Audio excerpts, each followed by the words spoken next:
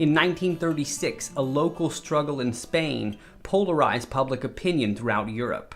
This trouble in Spain started back in 1931 when popular unrest against the old order forced the king to leave Spain. A republic was set up with a new, more liberal constitution. The government passed a series of controversial reforms, taking land and privileges away from the church and the old ruling classes.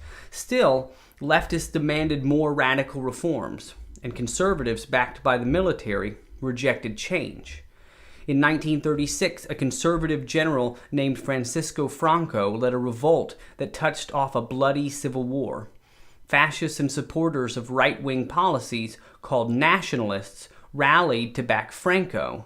Supporters of the Republic, known as Loyalists, which included communists, socialists, anarchists, and those who wanted democracy. People from other nations soon jumped in to support both sides. Hitler and Mussolini sent arms and forces to help Franco.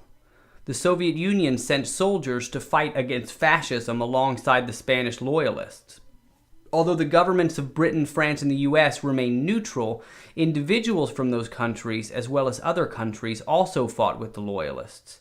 For instance, anti-Nazi Germans and anti-fascist Italians joined the Loyalist cause as well. So it's important to keep in mind that the Germans and the Italians, they actually sent troops, whereas Britain, France, and US, they remained neutral, though there were people from those countries that volunteered to fight.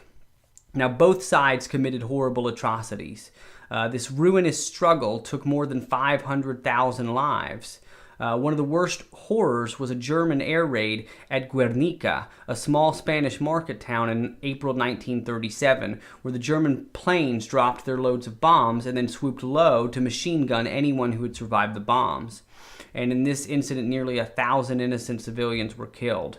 To Nazi leaders, the attack on Guernica was an experiment to identify what their new planes could do, while to the rest of the world it was a grim warning of the destructive power of modern warfare. By 1939, Franco and the nationalists had triumphed. Once in power, he created a fascist dictatorship similar to the dictatorships of Hitler and Mussolini. He had rolled back earlier reforms, he killed or jailed enemies, and used terror to promote order. Equally important, though, was the idea that fascism could win a war, and that would be hugely influential to Hitler and Mussolini in the years to come.